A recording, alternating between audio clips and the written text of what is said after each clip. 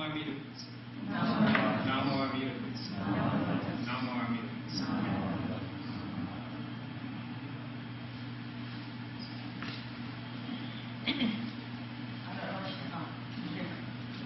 All right.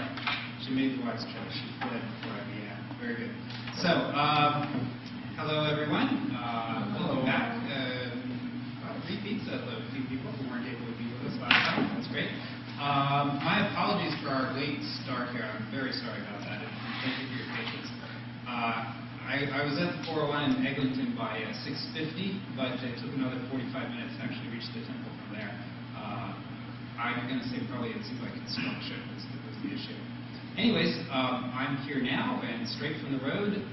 Let us go ahead and begin our talk.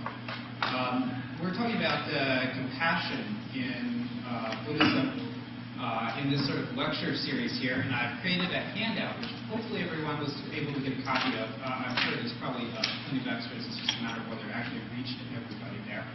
So just a little something for you to follow along with, and rather actually than getting up and scribbling all over the whiteboard here, although I appreciate having it, I figured I'd provide a few of the possibly slightly more difficult vocabulary words here for everybody to actually see for themselves. So, where did I leave off last time? I believe I was giving examples about compassion from the lifetime of the Buddha, and then we took some questions and answers. Here's my plan for tonight. I'm going to speak still only until 8:30, as we had expected to do, so that people do not have to stay out longer than they expected when they came out tonight. So unfortunately, that means it'll be a little shorter, maybe fortunately in some people's eyes, who knows. So we'll go till 8:30 and then take some questions. If at that time we don't have that many questions and I still have more material, then maybe we'll go back to it. So, here's where I want to go with continuing our discussion on compassion. And let's make sure that our last person here has a copy of the handout there, because I think that would be helpful. So, I want to talk about Mahayana Buddhism. Hopefully Mahayana Buddhism is a term that we have all heard before. If we haven't, don't worry, I'm going to be explaining things as we go through here. Mahayana Buddhism is the larger of the two basic types of Buddhism that we have today. It's the most diverse form, and it includes the various Pure Land schools, including Jodo Shinshu, or Shin Buddhism. So this is a type of Mahayana Buddhism. So we ought to look at what is going on in terms of compassion within this overall tradition, because compassion is really key to Mahayana Buddhism. In some ways, compassion is what caused this form of Buddhism to develop into sort of a whole separate tradition, was the ideas around compassion. So we need a little bit of backstory, a little bit of a history lesson. After the Buddha died, he did not appoint a successor, like a direct successor to himself. He instead expected that his whole monastic community would sort of as a whole preserve his teachings and pass them on. And while there was sort of like a head monk running the Sangha in this way, they didn't make him like the Pope of Buddhism or anything like that. So because there was no real centralized authority after the Buddha passed away, this meant that eventually Buddhism developed into a diverse set of different interpretations of Buddhism. And in early Indian Buddhism, traditionally we say that approximately about 16 different schools of early Buddhism developed. And they were similar to each other, but they had slight different interpretations of very fine points, mostly of Buddhist philosophy. So these 16 schools were based on what we call the Gamasutra. Is this microphone picking me up well enough? Not that well. Not that well? Yeah, I think you have. Okay, I have to really pick it up like that. This is just too distracting to me. Let me try something else. If I speak loudly, is that actually as good or maybe better? I think that's okay. I'll just simply try to project in that case. And if there really is a problem, if the people in the back, if it doesn't work as well, do let me know and I'll try to use the mic. But it doesn't seem to be working as well as it could. So, anyways, we have these Agama Sutras. Agama is Sanskrit. In Japanese, we call these the Agan sutras, or Agam-kyo. And these are sort of the early foundational scriptures of Buddhism. And in there, they talk about how the goal of Buddhism is to become what we call an arhat, or in Japanese, this is a rakan. I didn't put that title on the sheet here. But an arhat is someone who basically achieves nirvana for themselves, and then having achieved nirvana, they then pass away into nirvana, and they're freed from suffering, and that's the end of their story there. So they practice meditation and precepts and things like this.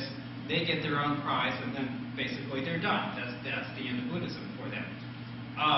Of course, in this system, that meditation and there's many hundreds of precepts people have to follow, it's quite difficult. So enlightenment in that early system that these various 16 different schools had, enlightenment is more or less confined to the monastic community. It's the monks and the nuns.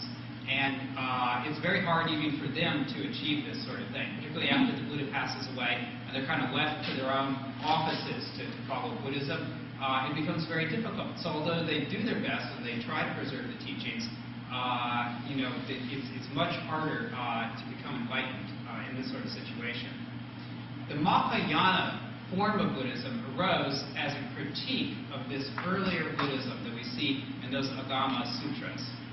Basically, the Mahayana Buddhists, among other things, considered that that goal of becoming an arhat was too selfish a goal, because you were trying to achieve your own enlightenment and you were not helping others to achieve enlightenment for themselves.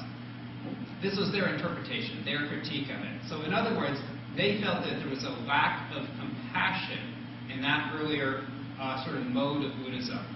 And therefore, they began to explore new ways to practice Buddhism, basically because they wanted to do two things. Number one, not just be self-oriented in terms of getting their own enlightenment, their own nirvana, but be very much sort of concerned about whether others are also being enlightened, and also very concerned that the very strict monastic path was impossible for most people to follow. So Mahayana Buddhism began looking for other ways to sort of open up awakening more broadly to a larger number of people.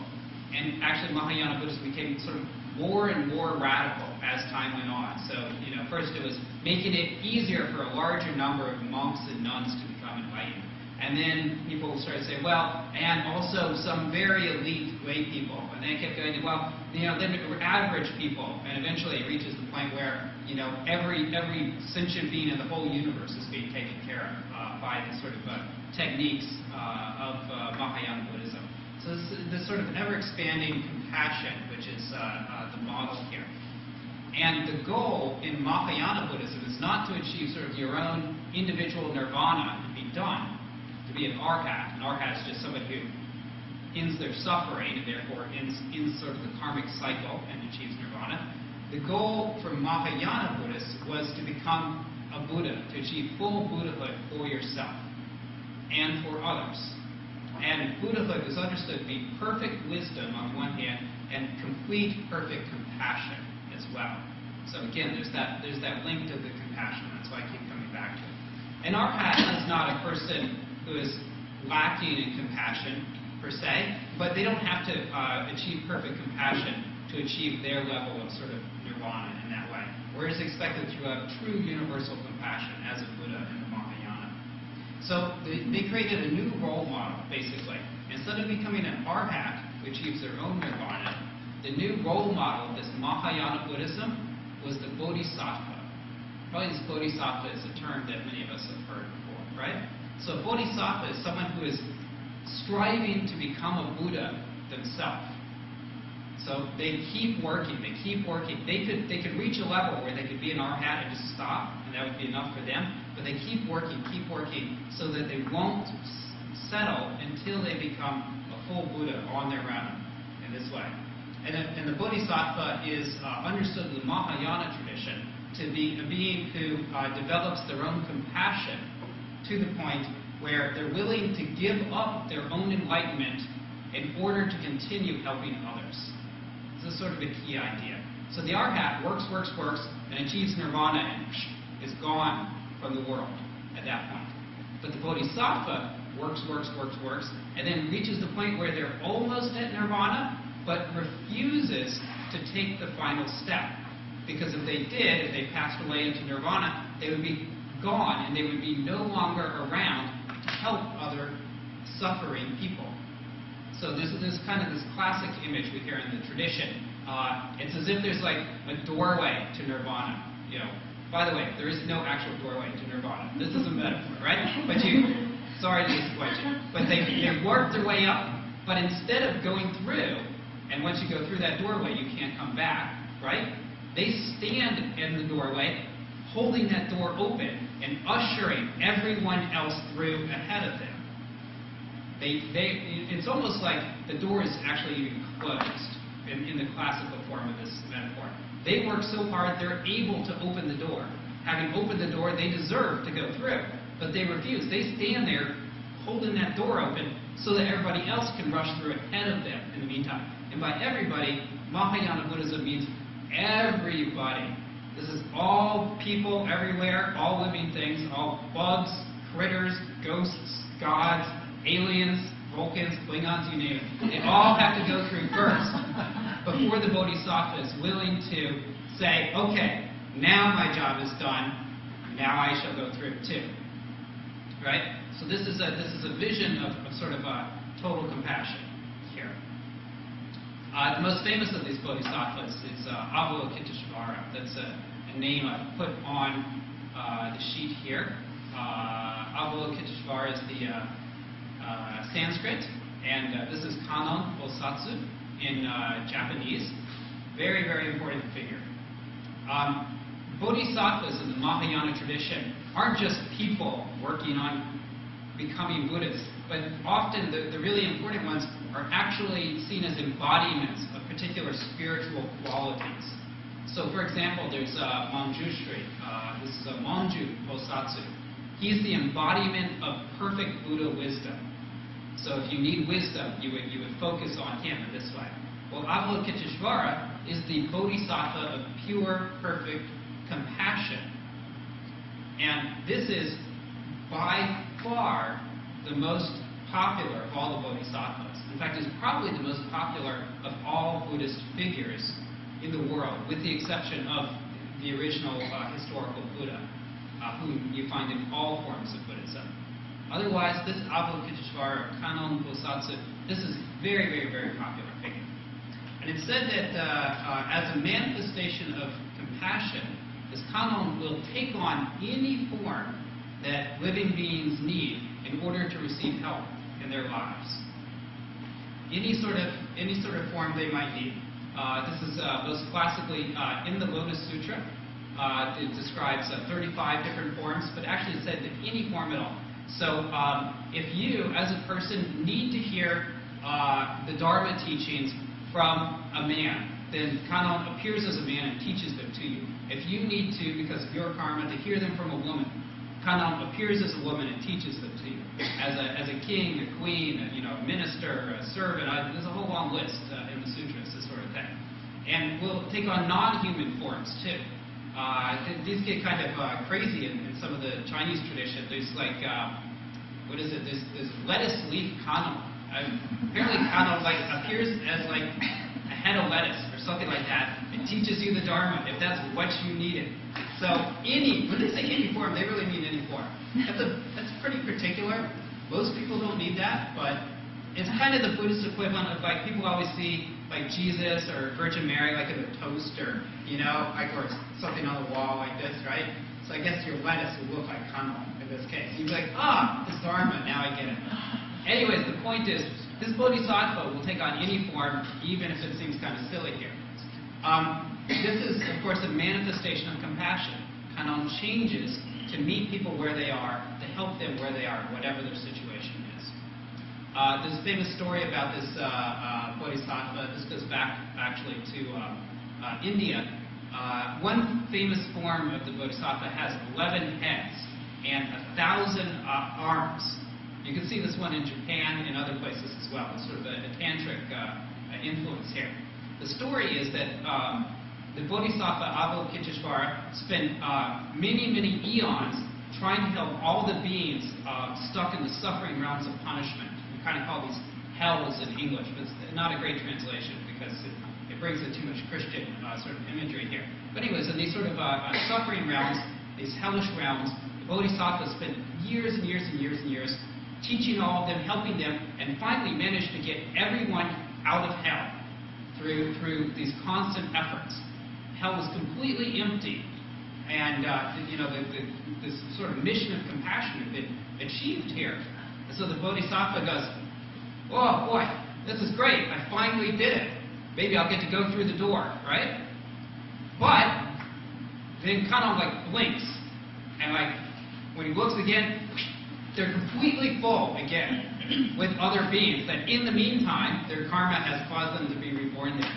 Remember in Buddhism there's a huge, almost infinite number of beings, right? So even if you clear everything out, in the next instant, it's full again with others.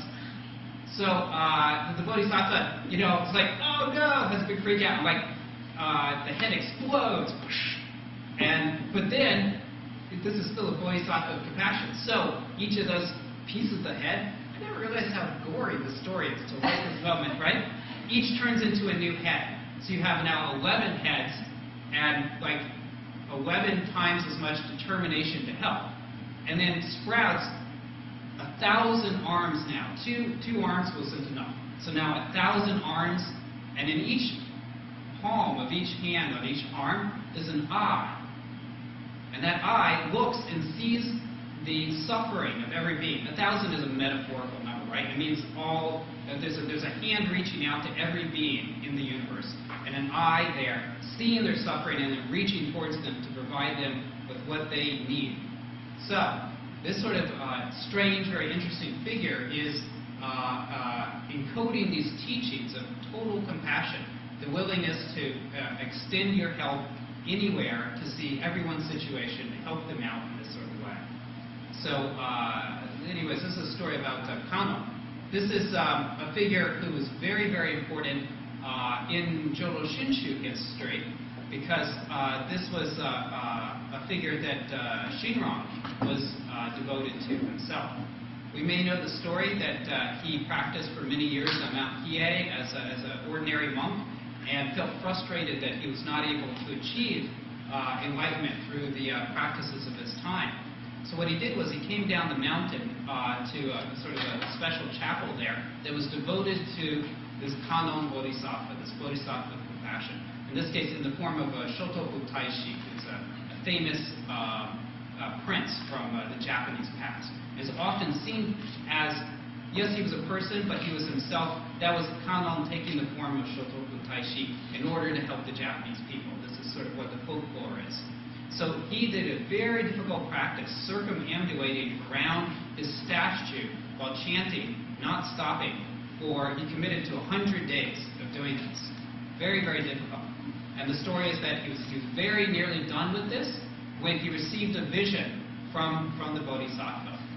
The Bodhisattva said that he should stop doing this, that he should go to Honen and begin practicing the Pure Land path there. That through the Nimbutsu, he was going to achieve what he was unable to achieve on Mount Hiei. And the Bodhisattva further said that he would not have to remain as a monk, and that the Kannon would actually become his wife and would help him to get to the Pure Land in this way. So if we know the story, this is really convincing it, but if we know the story, Shinran went on to marry. He had a wife. Her name is Eshini.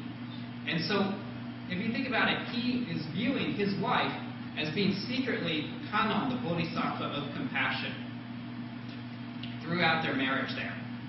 I just thought that was, a very interesting sort of thing. To imagine that your wife is not just your wife, but is the actual most compassionate being in the universe who has agreed to sort of walk the path with you to help you along that path there. I just thought that was sort of a marvelous thing. Then there's the interesting fact that Eshini, meanwhile, she had a prophetic dream herself in which it was revealed to her, according to her understanding, that Shinran was an incarnation of Kannon Bodhisattva. So she thought that her husband was this great being of compassion, and that he was walking with her on her path in this way. And so they were each secretly viewing the other as this Kanon Bodhisattva and believing that this Kanon was helping them on their way to the Pure Land. I thought, what a very interesting marriage this must have been, right? Very interesting. Anyways, just to note, this is one way in which Kanon is a part of our own tradition. Kanon is said to be the helper of Amida Buddha. Thank you very much for doing that, actually. So, anyways, let me move on from, this is sort of compassion in the Mahayana. Let's look at how compassion manifests in the Buddhist precepts. All right. There's 5 basic lay precepts for ordinary people in Buddhism. Do we know what they are? Can we guess? Here's the quiz part. I'm a university instructor, so I can't help it with pop quizzes, right? Okay. So, who can name one of them? Anyone? Do we know any of them? I have to admit, they're not super big in our tradition here, but we've probably encountered them. You can even guess what might be a bad thing to do. Any idea? Anybody brave? Please. No mind. That's right. Okay. That is definitely one of them. Very good. What was that? Not speaking falsely. Okay? So precept is against speaking falsely. Speak the truth. What's that? Lying causes suffering. Lying causes suffering. That's right. Lying doesn't cause suffering. That's wrong. Well, if lying didn't cause suffering, I guess it might be wrong, but in most cases it's understood that lying typically is, it's falsehood, and so it's likely to be connected to negative behaviors here. Other things that are probably wrong by Buddhist morality. Take a guess. Like the right actions type of thing? Yeah, this falls under right actions, exactly. So these are sort of the basic precepts for lay people. Go ahead. Steal? Not stealing, another one. There you go. I told you they're not that hard to guess, right? They're pretty common sense. To honor your father or mother and not do bad things to them. That's a good guess, because basically they sound kind of like the 10 Commandments, right? That one's in the 10 Commandments. It's not in the Buddhist precepts. Not in the 5 lay precepts, anyway. There is actually a lot of talk about being respectful to your parents and this sort of thing, but it's not in this particular basic set that we're talking about here. All right, so we're not able to guess them. That's okay. I'll help you out here a little bit. That's fine. It's not really fair to spring a pop test when you weren't given the information ahead of time anyways, right? Okay, so what are the 5 precepts? They're not killing, not doing harm, basically, right? Not stealing, that's correct. Not taking what's not given to you, in other words. Not lying. In other words, not speaking falsely, speaking the truth. Not misusing sexuality. And not misusing intoxicants. Now, how do you actually apply these? Well, there's a zillion different types of Buddhists in this world, and they have all different opinions, all the way from never drink, anything like this, to try not to run anybody over, I guess. Very, very liberal interpretations of this, and there's plenty of wiggle room in between, right? So, but this is the basic thing. Orient your life towards trying to do as little harm, speaking as truthfully as you can, not taking what isn't given to you, being responsible about sexuality, and not getting so out of control at the party that bad things result, basically, right? This is basic morality from a Buddhist standpoint. Now the thing is, actually we brought up the 10 Commandments here. This is good for us to know, right? This is not a list of thou shalt not do these things. These are not commandments. These are recommended precepts. And why do people try to follow them? Well, there's 2 levels. It said that the first level is so that you avoid problems for yourself. So you don't want to do these things because breaking them brings you bad karma, basically. We want to use the vernacular, right? So if you do something bad will bounce back at you at some point in the future, right? That's the basic idea there. So it's sort of a self-protection. You don't do that there. There's a famous story that Buddhist monks love to tell. I haven't actually heard it in a Shinshu context, but you hear it a lot from Southeast Asian monks, this sort of thing. It's a story that the Buddha told about a man. The guy wants to be a good Buddhist and be moral and everything, but he goes out one night and he gets drunk. You think, oh, what does it matter? He's drunk, right? Okay, yeah, this is a minor precept. It doesn't really hurt anybody. But because he's drunk, he sleeps with the neighbor's wife. So, he broke number 2, right? And then he lies about it to his wife, and then the neighbor's wife threatens to expose him, so he steals some money to bribe her not to do this. But he gets caught stealing it, and he has to kill the guy that he's robbing. So, because he had one too many at the bar that night, he ends up breaking all these things and ends in murder, right? It's a dramatic story, you know?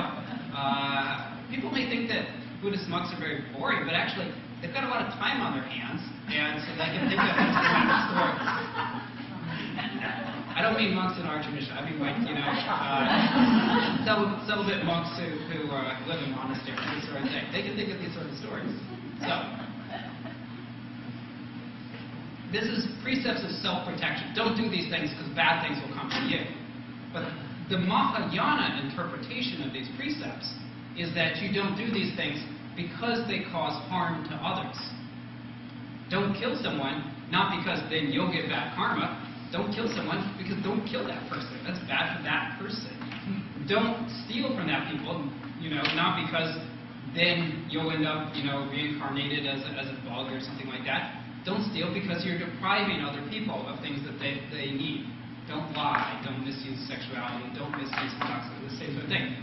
So it's out of compassion that one would try to follow this sort of morality. It's not that you're commanded to do so, but you're motivated out of your heart to do these sort of things. Yes? It's kind of suffering, isn't it? All these actions, all these precepts cause suffering. That's exactly right. And compassion is something that goes against that encourages no suffering. If we think about it, if you commit these actions, then yeah, you're bringing suffering to other people. And compassion is the opposite. That's right. Compassion is, in Buddhism, the understanding is that compassion is the desire to relieve the suffering of others, primarily. Not that you're not included, you're a sentient being too, but it's mainly other-oriented in this case, right? Almost everybody in the universe is not me, so therefore, the lion's share of my attention in terms of compassion should be in that direction, right? Okay, so you're regulating your own activities so that you are sowing compassion to others, not because you're afraid that karma will come along with a big stick and whack you in this way, right? So, actually, in Japanese history, it used to be that Buddhist monks would get ordained by taking the many precepts in that earlier agama or agom phase of Buddhism. They would take the agom precepts. There's many hundreds of these that sort of minutely regulate what a monk is supposed to do at like any given time of the day and this sort of thing, right? But these were eventually replaced with a new set of Bodhisattva Precepts.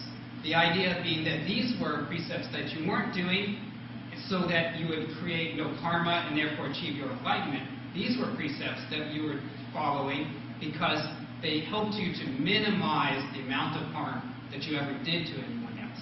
So they were motivated by compassion, not by sort of a fear of punishment or a desire to achieve a goal for yourself. Rather, the goal was to be achieved for others. Sensei. Yeah, it sort of reflects a kind of maturity. Like, to be here is to create problems for others. And therefore I have to ameliorate that amount of suffering I cause for others. That's exactly right. I have to say, compassion and all these things, these are ideals. These are things that sort of we guide our lives by. They're not things that in some sort of ultimate way we can truly perfect during this lifetime. As long as we're alive, we are always having an impact on others. We try to make it a positive impact, but we can't help the fact that we have a negative impact as well. In order to live, we have to consume. That consumption imposes upon other beings in this way. To get through the traffic, I put a lot of carbon out in the air, this sort of thing. Everything we do, no matter how carefully we police ourselves, we may have many positive effects on others, we will also have negative effects. We are limited human beings. We cannot ever truly perfect that compassion. But nonetheless, it becomes sort of the star that we guide ourselves by. We do our best to try to go in that direction. The fact that we can't make that final leap, luckily, we have Amida Buddha, which helps us to get sort of to bridge that gap there. Yes, a question, a comment? I just wanted to comment and a question all at the same time. Okay, when we are compassionate, I think it's a beautiful thing, but you're talking about suffering and that we can't always be compassionate, and I disagree. Because if you emit love from yourself towards every living being in the world, including man and animal, and even the things we use, treat them with care and respect, because you purchase them with money that you worked hard for, or other people's belongings, have respect for them too. That's all compassion. And if you do that little by little, every day, holding the door open for something, for someone, giving someone a smile when they smile at you or you think they're having a bad day. All these things are compassionate. And if you do your best to live your life that way, in some sort of a holy, do you use the word holy in Buddhism? Sure, why not? Yeah. And in some sort of a holy, compassionate way, we're all doing our part to make this world beautiful. Oh, I agree, absolutely. It's not that we shouldn't act compassionately. We should do our best. My point is simply that we'll never be able to fully 100% perfect it, because even in the act of living, we eat, right? We have to kill other beings in order to eat. Even I happen to be a vegetarian myself, but even in the process of harvesting vegetable grains, there's all sorts of bugs and things that are destroyed in this sort of process, right? It's just a fact that unless you yourself are a plant, it isn't possible to live as an animal, including a human, without. You must live on the death of others. It's just a simple fact, even at that basic level. So yes, not the death of people, or not the death of animals that are not meant to be eaten by us. Because we're at the top of the food chain. So we have the capacity to use guns and kill, unless we're in the wild and a lion gets us. Right. Do you know what I mean? We can use that so we can feed ourselves. But I don't think we need to do any other harm to any other person besides the animals we procreate, we help them procreate as we kill them. Not only because we need them, but it's also to give back life to the world. Sure. I tell you what, we'll have a Q&A session in actually just a few more minutes. So okay, let's not go too far with this. Yeah, but I'm not sure that we actually disagree here. It's just that it's not a perfect world. We're not perfect, so it'll always be flawed. And so the suffering, unfortunately, will continue because some people don't understand how to be compassionate. I'll try to return to the point after in maybe 10 or 15 more minutes, right? Okay. So I think there's more we can say about this, but I don't want us to get too bogged down at this moment. All right? Okay. Thank you, though. Sorry. No. No need to apologize at all. Actually, the way I run my classroom is very back and forth. This is what I'm used to. But because we're going to have a back and forth session in just a few minutes, I'll keep my lips flapping for a few minutes more, and then we'll have a bit more of the interactive style here. I wanted to talk about the way that compassion relates to wisdom in Buddhism. So as I said, the Mahayana ideal is ultimately to become a Buddha, and the definition of a Buddha is someone who has perfect compassion and perfect wisdom. So what does that mean? We've already talked last time and a bit today about what compassion is. How does this relate to wisdom? Well, the Buddhist understanding basically is that wisdom and compassion are two sides of really the same coin here. Wisdom gives rise to compassion from the Buddhist understanding. Because when you're wise, when you have insight and you see for yourself the truths of the fact that there's suffering in everyone's life, that there's universal suffering out there, and also through wisdom when you have the insight to recognize the universal interconnection that every being shares with every other living being, naturally these sort of things, the awareness that I'm connected to you and that you're suffering, this wisdom, then, this insight, would give rise to compassion and the wish to help in some fashion. So wisdom leads automatically to compassion in this understanding. Compassion also leads back in the other direction in a Mahayana interpretation of these things. Because let's say you start with compassion. Well, working on behalf of others, you begin to see the fact that you're able to help to some extent with the suffering of others. You begin to have insight into the way that kindness improves life.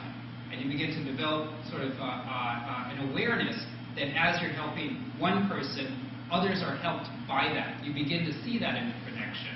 Sort of like, I'm going to be kind, I'll go and plant a tree. Well, then you plant the tree, now squirrels and birds live in it, you realize this sort of thing. It gives shade for people in the summer, so on and so on. You start to realize through compassionate acts that interconnection. So interconnection, wisdom leads you into compassion, or compassion, good acts lead you into being wise.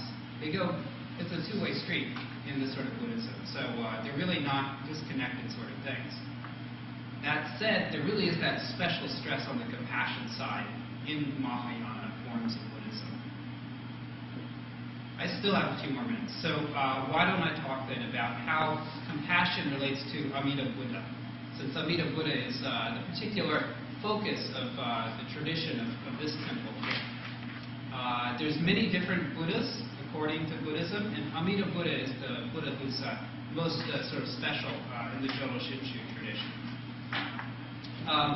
For guests who may not know about this, I put a couple of vocabulary terms on here to help us to read along. In Sanskrit, this Buddha is known as Amitabha, or Amitayas, and then in Japanese we call this Amida. It's just a shorter way of saying those two at the same time. Amida Buddha, right? So Amitabha is a word, a Sanskrit word, that means light without any boundaries. So infinite light shining everywhere. And Amitayas is a very similar word that means infinite life, unending life here. So it's said that this boundless light of the Buddha, that really this is a metaphor or a symbol for wisdom. Because that light shines throughout the universe. It shines everywhere. It enlightens everything. So it means wisdom. Well, this infinite life of the Buddha, this is another name for the Buddha. The Buddha's name literally is infinite life. Really it means infinite compassion, unending compassion, because life is a symbol for compassion here. Why would infinite life be a symbol of compassion? Well, this is an unending lifespan, so this is a never-ending work to try to help others. It never ceases to work for us. So this unending life there is always being compassionate, is remaining present for us in this way. It's said then that this Amida Buddha is a manifestation of great compassion. This is something directly that Shinran, the founder of this tradition, says in his writings. This is a manifestation of great compassion. And in this tradition, it said that Amida Buddha originates with the story of Dharma Cara, Bodhisattva. So this is the next term I have on here. Sanskrit Dharma Cara, in Japanese this is Bozo Bosatsu. Dharma Cara means sort of like a storehouse, or storehouse really of the Dharma, of reality, of the truth, right? So it said that long ago, this person, Dharmakara, or Hozo Bosatsu, made a bunch of vows, 48 vows, that he would achieve Buddhahood and create a wonderful way in which people could all be freed from their suffering. Every person, every living being, without any exceptions. And this would be through creating a Pure Land that everyone could be born in very easily and then achieve Buddhahood. Now, where does the compassion come in here? Well, obviously it's compassionate to try to work for it. But if we look at those vows themselves, the actual form of the vows, the compassion is right there, like written into the actual words of the vows. Because all the vows are phrased as negatives. They say, if I do not succeed in creating a Pure Land where all people can be born there, I'm paraphrasing here, but if I do not do that, then I will not achieve my own Buddhahood. So this Dharmakara is staking his own release from suffering, is staking his own chance at Buddhahood on whether or not he's able to carry out his plan to save everyone in the universe, basically. If there's any beings that are going to be left out of this attempt at helping them, then he's not going to become a Buddha. So this is very much, it's motivated by this sort of compassion for others. So when we become conscious of this great compassion operating in our lives, that gives rise to gratitude in ourselves. This is sort of the classic understanding of this type of Buddhism. We are always being benefited by great compassion, but we don't recognize it very often. However, when we wake up in that moment, we realize the compassion which is directed towards us. We feel very grateful for that. And when that happens, that's when we say the Nembutsu. That's the sort of practices in this school, saying Namo Amida Butsu, like as we began our talk tonight. So we're not saying that as a form of prayer or begging or anything like that. It's not magic, but rather it's an expression of gratitude based on our recognition of receiving compassion. So compassion is what causes Nembutsu. Compassion is the heart of our form of Buddhism here. That's really the point I'm trying to make here.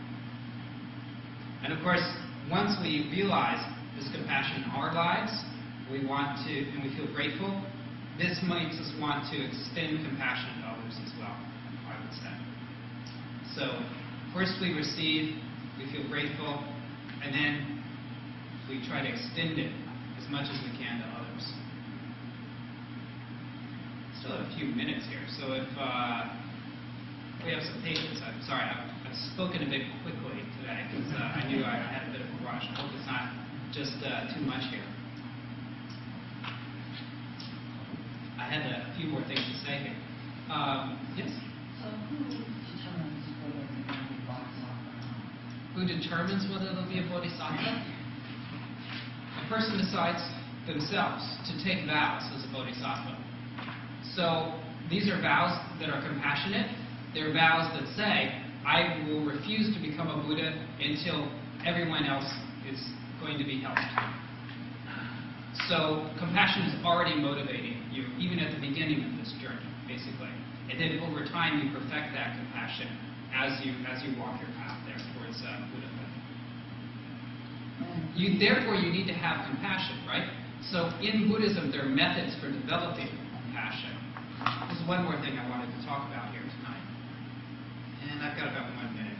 Maybe I'll save those as my teaser for next time. Methods for increasing your compassion. There's a lot of them in different types of Buddhism.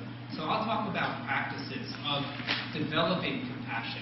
Because Buddhism is not about beliefs. Buddhism is about practices. It's about doing things. It's about activity, basically.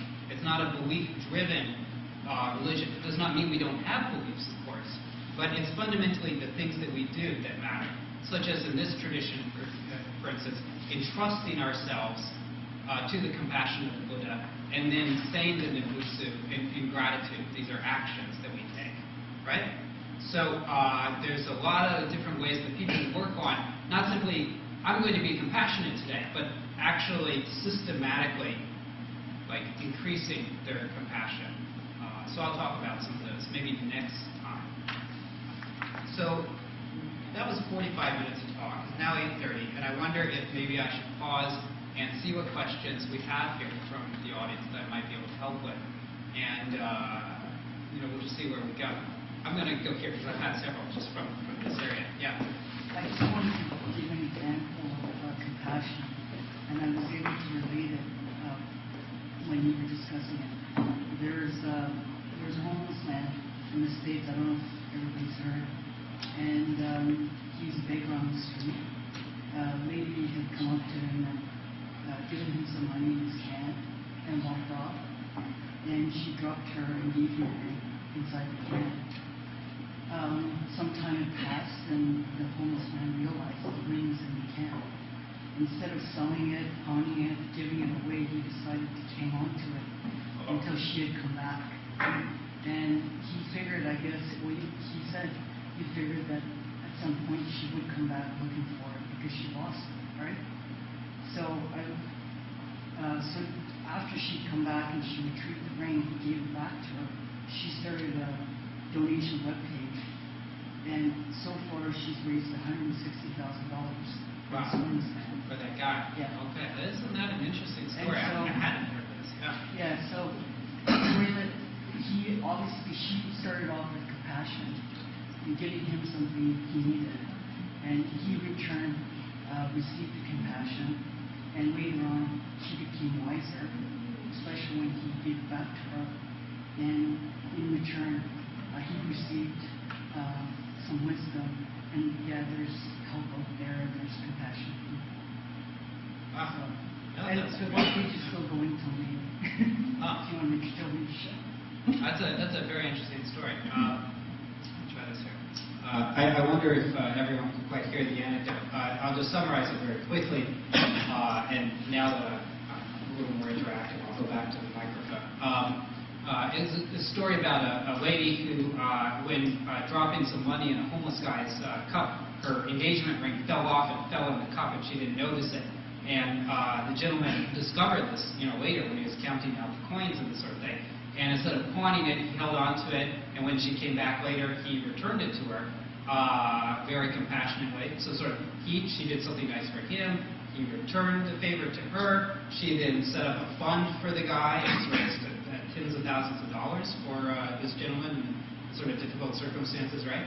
So what we have here is sort of like a circuit of compassion that is sort of feeding back on itself, and everyone is benefiting from this sort of situation. Very interesting sort of anecdote. Sensei, do you have something to add? Yeah, I mean, we could also interpret it as being dignity, though, right? Mm-hmm. I mean, he's willing to take the money she was willing to give him, because, of course, I'm a bum. I'll take the intended money, Right. but I won't take what you did not intend to give. Right? That's so, right. Yeah, right. There is a certain amount of dignity and decorum required for life, right? That's right. So yeah, he is sort of.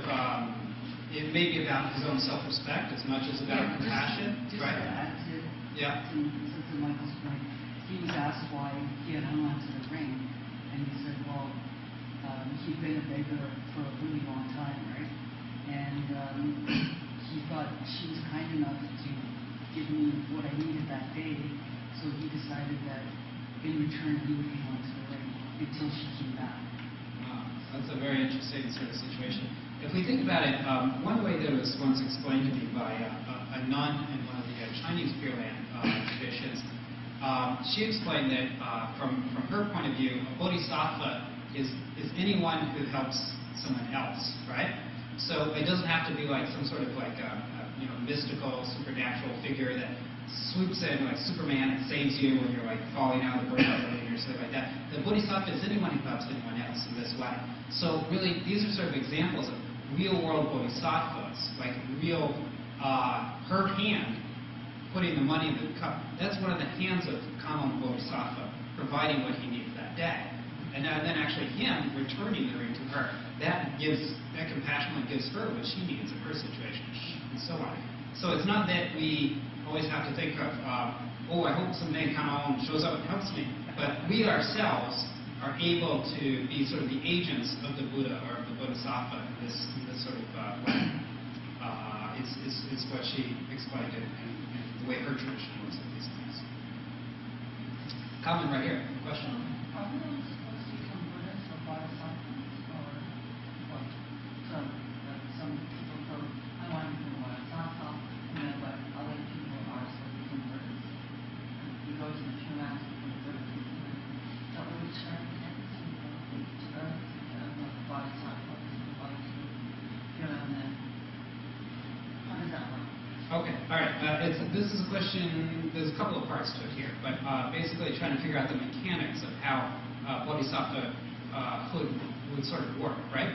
Okay, so a bodhisattva is someone who is not yet a Buddha, but they're on their way to becoming there, right? Like a Buddha in training, basically, might be another translation for a bodhisattva.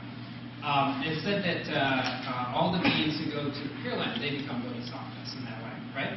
In fact, you go to the Pure Land not simply for your own salvation or something like this, but the Pure Land is the easiest, quickest route to Buddhahood, which means it's the easiest, quickest way to achieve a situation where you'll be able to help others. In this lifetime, I'm only able to do a limited amount of help to other people around me, no matter how much I may wish to be of service to others. And indeed, as I was saying before, even as I'm extending my hand to help, I'm also taking away. As a living being, I cannot help it. I'm harming just by my life being sustained, right? We don't need to get too guilty over it. It's just a basic fact of human biology, right? So I'm not able to do that in this situation. But once one enters the Pure Land, then you immediately are sort of empowered to help others in a much more perfect sort of way. So it's said that by Shinran that you're born in the Pure Land, but you don't stay there. You immediately return to this world to help others. So from that perspective, this entire tradition of Buddhism, its whole end goal is to get to a point where you can just be continuously helping other people all the time. It's not something that we're able to really perfect during this human lifetime. We have to be realistic about these things. And one of the reasons why I'm drawn to this particular tradition is I find it to be very realistic in this way, is that we can go a good ways, but we can't ever get all the way while we're still here as people, right? But it suggests, though, ideally, hopefully, we'll be able to come back and help others in the way that we wish we could. This is actually phrased directly out of Shinran's writings. He says that we will be able to benefit others in the way that we wish to do so. And so that's basically what our end goal is here. Pure Land is not some paradise for us to sit around on a cloud, strong heart. It's actually the place where you get kind of the instant training that allows you then to carry on as a bodhisattva, helping others, as long as there's suffering that endures in the world. So you go to Pure Land, and you're not put out, but you come back to Earth and others go to Pure Land, and you follow the teachings. That's sort of how it's understood. You say, well, but you should become a Buddha. We shouldn't get too bogged down with the fine details at that point. Buddhism is also typically practical. It says, well, okay, you'll understand it when you get there. Once you have the experience, you don't need concepts of it. You already have it for yourself. So we don't need to parse, well, will you be a Buddha in the Pure Land, or will you be a Bodhisattva, or if you come back? I mean, who cares? The point is, you'll go there, and you'll be able to then act as a Bodhisattva on behalf of others for a long time. So Who becomes a Buddha in that case? Well, like I said, we don't want to get too bogged down with this, but you could also say all these people are becoming Buddhas as well. Another way I hear it put sometimes is that everyone becomes a Amida Buddha in this situation, right? And then sort of you're the Buddha's power acting as a Bodhisattva in that way. That's maybe a little more mystical or something. Until I experience it, I won't be able to exactly define for you how this is going to happen here. The point is to understand that this is the relationship that we have, the relationship of relying on other power and then being empowered by other power to hopefully be compassionately acting for others. We can do that in a limited way now and in a better way in the future. So it's a sound for them to say all compassion, all love, don't really know what that is. Well, I certainly don't know what total wisdom or compassion are. If I did, I'd be a Buddha, and my wife would probably be kind of freaked out by that. So that would be a different situation. Sensei. Yeah. Well, I think what we're seeing here, Daddy, is the difference between sort of a Western mentality and the sort of Asian mentality. Yeah. Okay? So the Western idea is, I've got to get to this goal, okay? And then I will be fine, and the coffers will be full, and blah, blah, blah, and I can live a life of peace. Whereas the more Asian sense is, well, when I get there, that's the beginning of my work. Correct. Okay? I've just got the minor certification to actually be able to come back and do something, instead of just taking all the time, right? So it's I mean, you're right to be confused, right? Because most religions are set up that we encounter are on this one about, get to the pure land and hang around and be in shorts. Who exactly from the Buddha and are the Buddhas on earth? And can you give examples? Like canonism. If you're asking for proof, then you don't live in the rational world. Pardon me? You're choosing to live in the rational world and adopt that mindset. Right? So nothing will ever prove to you that it is right. It will never, Because it's ever not work. rational. Yeah, it's absolutely not rational. Right. That's what I'm telling you. Yeah. It's a different mindset. Yeah. It may be that there are bodhisattvas and Buddhas all around us. I'm not able to say there are or there aren't. At least in this tradition, we focus on a particular Buddha, Amida Buddha, and I can say, at least in my own lifetime, that I feel embraced by this compassion. And so for me, it's sort of an experiential reality, and so I don't worry too much about sort of the fine details of what's down at the end of the road. I'm sort of grateful now experiencing it, and that sustains me at this point. I think there was another question or comment. I'm a little bit stuck. You Please. said that anyone could set themselves on the path to be a bodhisattva, denying themselves their own Buddhahood so that others can go ahead. Yeah, there's a paradox right here, and you're correct to wonder a little bit about this. Okay. But life ends for everyone. So Mhm. on one hand, he's saying he's denying himself to step forward and go through into the Pure Land, opening the doors to others. But his life at sometimes has been opened up so that everyone is saved. He's letting everyone go through. But at one point, that person's life must end. And he will then proceed to the Pure Land. Okay. Here the problem is we're getting a little too literal with the metaphor. Remember, it's not an actual door, right? No, I understand. Okay, I know that's the problem. So it's not. So we shouldn't see this as static either. It's just a device for us to have a beginning conception. That bodhisattva may be going from life to life to life, always helping people, never choosing to enter final nirvana. So, number one, these bodhisattvas have these sort of extremely long lifespans. But even when they pass away, they'll just pass away into another form whereby they'll continue to just keep helping everybody. So don't take it as like a literal person, just one person standing there. This is sort of compassion as a never abandoning sort of stream of life, always present through time with us. This is one way to understand this sort of bodhisattva. Are bodhisattvas and myokonin similar? Or myokonin are just those very special people who have really embraced Buddhism and... Yeah, I'll speak to this. So the question here is about are myokonin, are they bodhisattvas?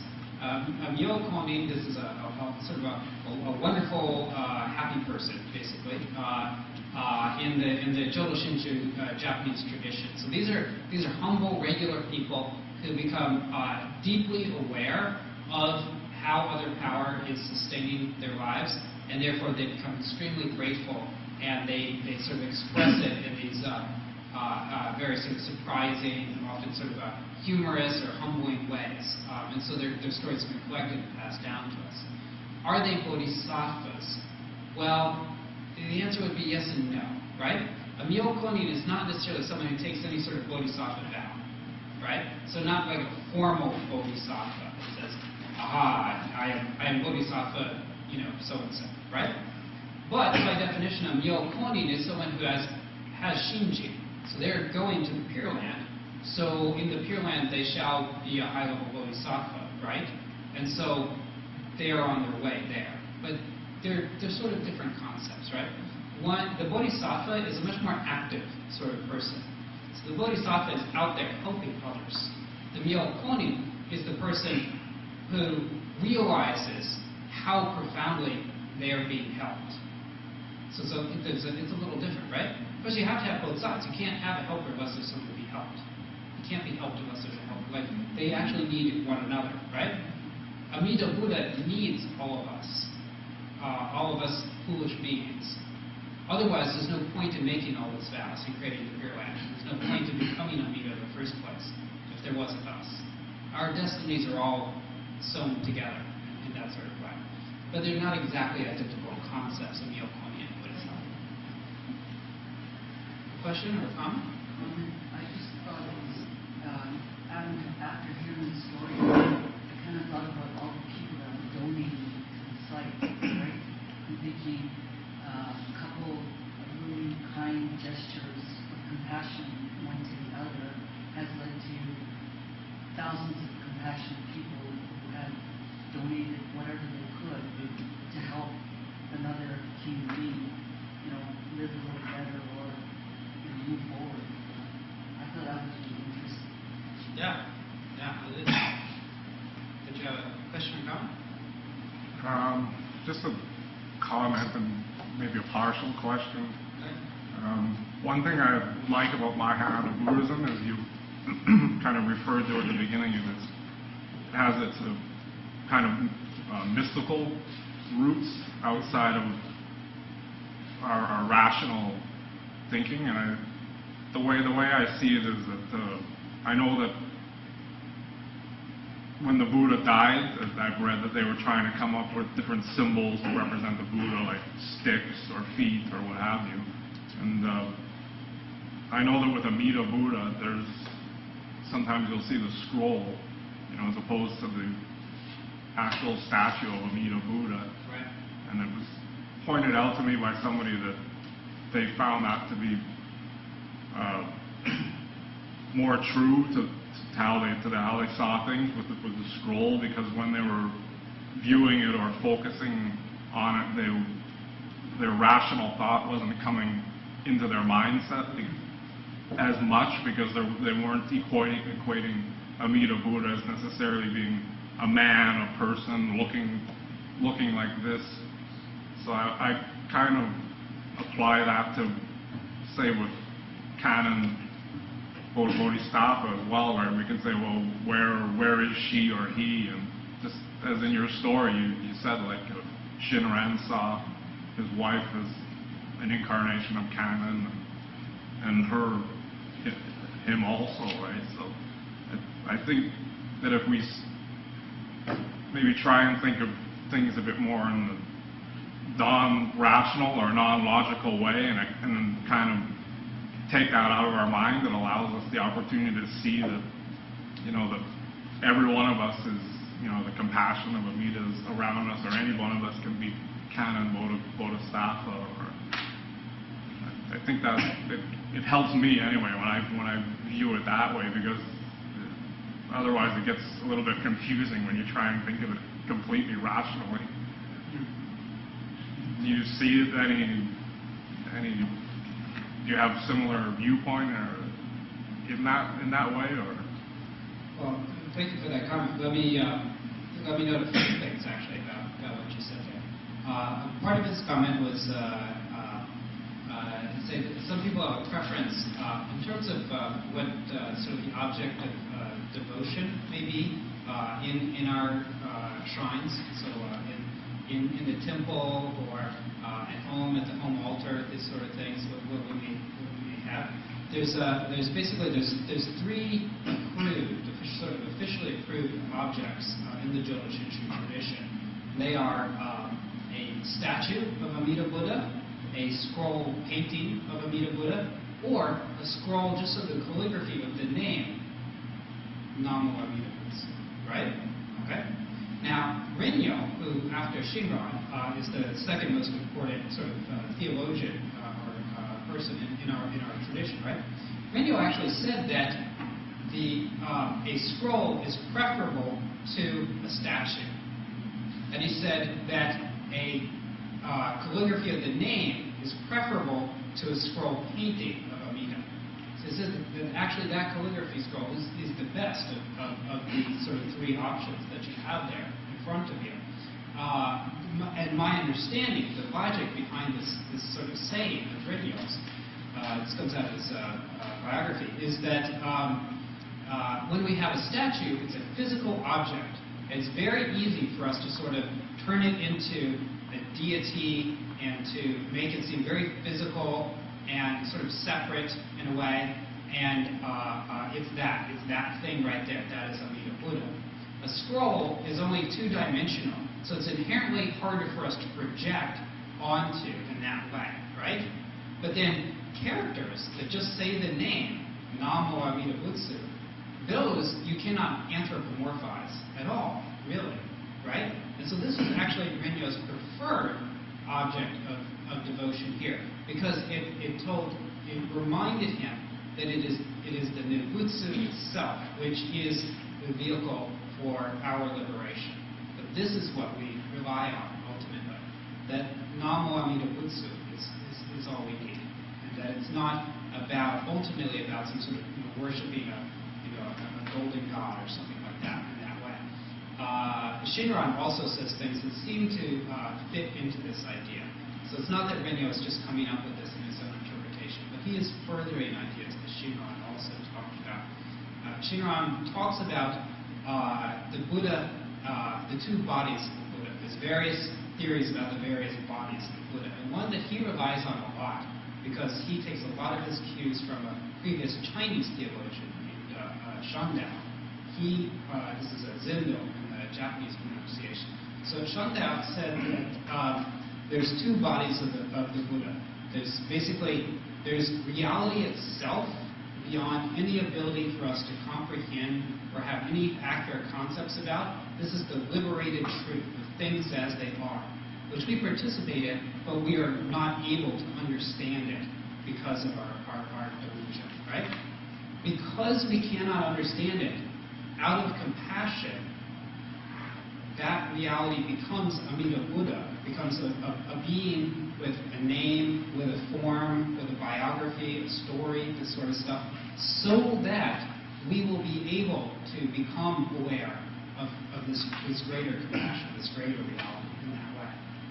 So from a certain interpretation, Amida Buddha, in the story, the statue, and everything, these are what we call skillful means.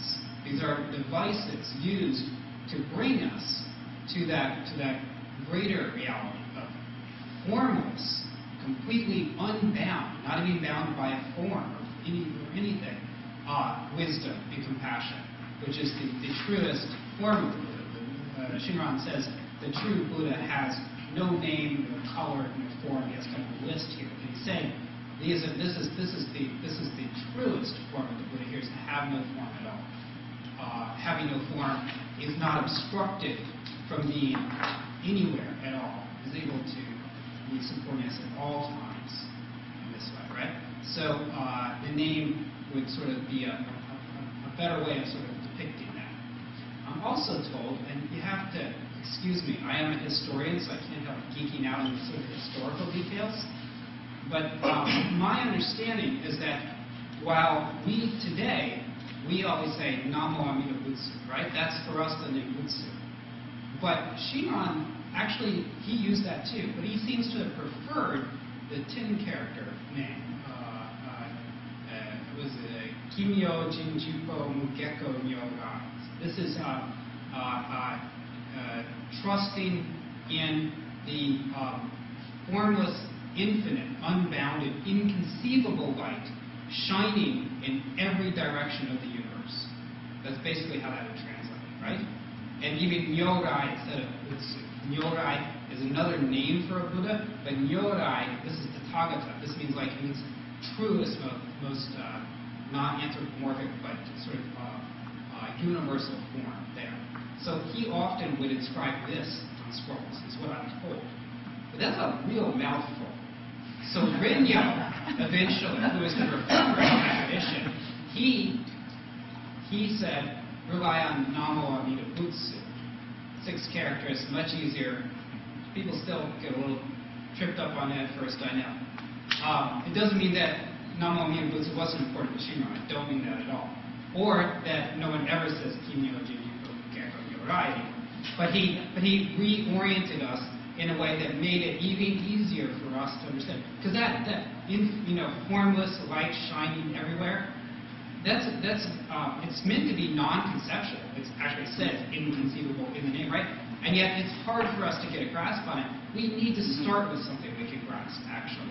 We are not Buddhists yet. So it is better for us to have simpler forms, to be able to look to a Buddha with forms. We usually have statues in our temples this sort of thing. That's perfectly fine. That's very appropriate for us, for who we are. I'm glad that we have those things. But there's also this other sort of tradition that says, and be led further beyond that as well. Sensei? So, infinite life as being representative of compassion. So, could you speak on the idea of the infinite as being not so much a length kind of thing, like non-ending life, but just more as multifaceted, expressing itself in multifarious forms? Yeah. Does it have that connotation too, or? I'm not able to say that it does in the original Sanskrit. I'm not saying that it doesn't, but part of the problem is our concept of what life is, for example, is so different in 2013 in Canada than what it was in northern India in a totally different culture that spoke a different language and therefore thought in different patterns so long ago. For us today, for example, when we say life, we think of things like nature. And nature, even today, means something for us that 200 years ago it didn't mean, right? We have this idea of, the ecosystem and biology and everything. Life is really tied up in these ideas that are not identical to the ideas of what people back in the day had in terms of life. This doesn't mean that people in ancient Japan even had the same ideas as Buddhists that Buddhists over in India at the same time had, right? Cultures always understand these things a little differently. So I'm not sure whether I read that back into the Indian tradition if I look at it. What I will say is that today, we practice where we are. And that's, of course, always the way it must be, right? And I've heard a number of other Shinshu ministers, including people that I have great respect for, talk about this life. It's not just infinite time span, but sort of all life, or life as a force, life as living, life as all beings in this way. And so taking it there in a different direction, almost more democratic or something. I don't know if you're democratic, we're talking about animals and everything this way, but really a sharing in all life sort of way. Actually, this is one way that Amida Buddha was talked about by Reverend Suji, the founder of this particular tradition, the Toronto Temple. I've studied his thought in particular, among others, as a historian of Buddhism in North America. There's an extended section in a chapter of one of my recent books analyzing the thought of Reverend Suji. And one thing that I found very interesting is he's basically, I said he was like a Jodo Shinshu nature mystic, basically, because he uses a very noticeable amount of sort of imagery drawn from the natural world to express his religious understanding. And he talks about things like he's like outside on a summer night and he sees the light of the fireflies winking on, winking off. And he says that light of the fireflies, that is the fireflies Nimbutsu. That's how they say Nimbutsu. They light up. They're fulfilling themselves when they do that. So this is a very different sort of interpretation. Obviously, the books, it's not like it's Morse code. Namo. It doesn't mean that. It means something very different by that sort of thing. But he means there's a Nimbutsu which is for the fireflies, which is the Nimbutsu for the fireflies. And there's a Nimbutsu for us as well. And all of us are given away by the Buddha. So that Buddha is in a way, is in the life of everyone there. Is not just like in your life, like my dad is in your life or something, but is in the living of those beings as well. This is a very sort of mystical sort of thing going on in his thought there. But very interesting. person. To me, there's a sort of resonance with what you were saying there. Yes, and maybe it is 9 o'clock, so let this be the last one. Sorry, this will probably open up a whole new tangent, but talking about Reverend Suji, he was sort of, I've noticed when I look back at his classmates, for example, you have previous Bishop Suji, previous Bishop Ishura, previous Bishop Sunoda, there's a whole bunch of them that study together that seem to have a very similar mindset. I don't know if you come across it in their writing at all, if there's some similar thread, if it was just that class, or just that group of Nikkei from North America that were in Japan at that time, and they brought a similar, or they concocted their own sort of thought together, is what Reverend Ishura used to say to us. Yeah, there's stay very particular to that generation, to sort of that cohort, let's say, right? These are all. It was a particular type. I don't want to say that everyone had this, but it was a particular type of Nisei Shin. I want to call it kind of a mysticism or something, right? I don't have a good word for this, right? And it appreciated nature. It also appreciated social activism in a way, right? It was very engaged. Like often it was engaged through the community. It wasn't like placards and this kind of engagement, but it was very much working on behalf of society through the community in this sort of way, right? Think about Reverend Ishura's many sort of activities he had in the wider community, right? Helping refugees and all sorts of other people, right? So there was this thing that they were all sort of being involved in, that the Shinshu, they didn't just see it as keeping the old forms inherited from the old world, but they felt this was very much a living reality for them, so they felt very empowered to bring it forward in all these sort of realms of their life, bring it into their walk in the woods, and bring it into their help in the community, and bring it into their study classes. So was it through that particular class of individuals, like that did have that same mindset? Was that true amongst all of them, or just? Well, there's certainly there's a real number of them. I've been intending to write a whole article about this, and I may say, and even I've got a grad student right now. I've assigned him to work on Reverend Ishura's sort of life and thought and this sort of thing as a follow-up to the work I did on Reverend Suji there. So there's something going on there. I would love to take more comments. We'll have another lecture again in a month, but it's past 9, so I think we'll have to let it go for now. But I'll be here for a few more minutes if people have a couple questions you want to ask afterwards. Can we please close quickly with Nembutsu? Then we'll all be ready to go. Namo Amida Butsu. Namo Amida Butsu. Namo Amida Butsu. Namo Amida Butsu.